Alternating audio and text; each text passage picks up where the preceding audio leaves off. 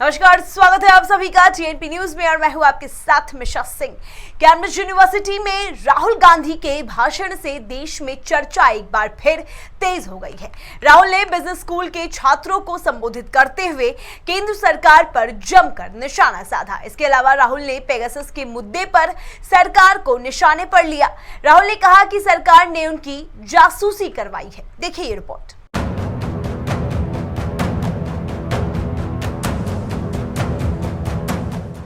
भारत जोड़ो यात्रा के बाद राहुल का लुक तो बदल गया, लेकिन उनकी पुरानी आदतें नहीं बदली। तभी तो वो भारत की छवि को विदेशों में बदनाम करने से चूक नहीं रहे हैं। दरअसल कांग्रेस नेता और वायनाड सांसद राहुल गांधी इन दिनों लंदन में हैं, जहां कैम्ब्रिज के बिजनेस स्कूल में यूनिवर्सिटी के छात्रों को संबोधित करते हुए उन्होंने न केवल केंद्र सरकार पर हमला बोला, बल्कि पेगासस के मुद्दे पर बोलते हुए राहुल ने ये तक कह दिया कि सरकार ने उनके फोन की जासूसी करवाई है। उन्होंने सरकार पर जासूसी करने के आरोप लगाए। इतना ही नहीं, राहुल ने कहा कि भारत में लोकतांत्रिक संस्थाएं जैसे मीडिया और न्यायपालिका केंद्र सरकार के नियंत्रण में काम कर रही है। लेकिन राहुल के इस बयान पर बीजेपी ने अब उनको आड़े हाथों लेना शुरू कर दिया है। केंद्रीय मंत्री अनुराग ठाकुर ने नॉर्थ ईस्ट में कांग्रेस की मिली हार का हवाला देते हुए कहा कि राहुल गांधी अपनी हार को पचा नहीं पा रहे हैं। पेगासस फोन में नहीं बल्कि उनके दिमाग में है। ठाकुर ने कहा कि दुनिया पीएम मोदी एक वैश्विक नेता के तौर पर स्वीकार कर चुकी है, लेकिन कांग्रेस ना तो पीएम को स्वीकार कर पाई है और ना ही चुनावी नतीजों को। कल के नतीजे दिखाते हैं कि कांग्रेस का सुपड़ा साफ फिर एक बार हुआ है और ये रोने धोने का काम राहुल गांधी जी विदेशी धरती पे फिर एक बार कर रहे हैं। नतीजे क्या आएंगे उनको पता था और ये पेगासस कहीं और नहीं, उनके दिलो दिमाग पर बैठा हुआ है।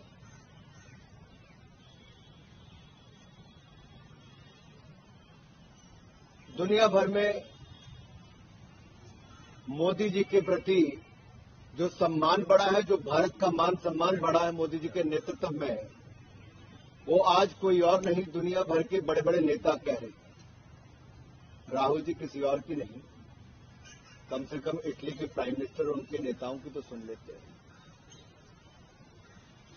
क्या कहा इटली के प्राइम मिनिस्टर ने? ये कहा कि दुनिया भर में मोदी जी को जितना प्यार मिलता है, जो एक लोकप्रिय नेता के रूप में वो उभरे हैं, आज वो एक मेजर लीडर, एक बड़े नेता के रूप में उनको स्वीकारा है।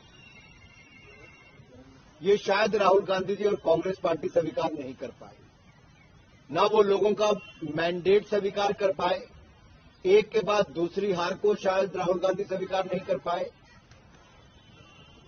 बहरहाल राहुल गांधी ने भारत जोड़ो यात्रा तो पूरी कर ली है, लेकिन उनको स्वयं इस बात को समझना चाहिए कि विदेशी धरती पर भारत की ऐसी छवि पेश करने से विश्व में क्या संकेत जाएंगे।